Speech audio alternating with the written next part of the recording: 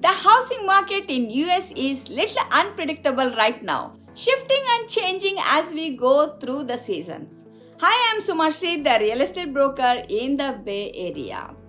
I think we all agree that 2023 has been a roller coaster ride with mortgage rates and low inventory creating supply and demand issues.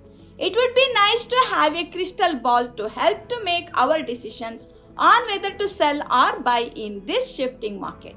However, the next best thing to a crystal ball is having an experienced and true expert to help you to navigate through this process. The reality is not all realtors operate the same way. To make a confident decision whether to buy or sell in today's market, you need an expert who uses their knowledge of what is really happening with home prices, inventory, and industry projections for the remainder of the year.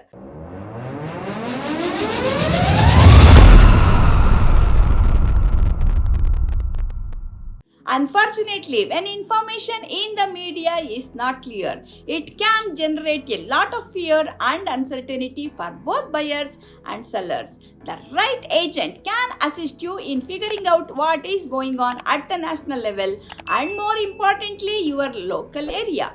So, if you are in the market to buy or sell, don't wait. Reach out to my team and I so we can assist you and provide you with the trusted information about our local Bay Area housing market.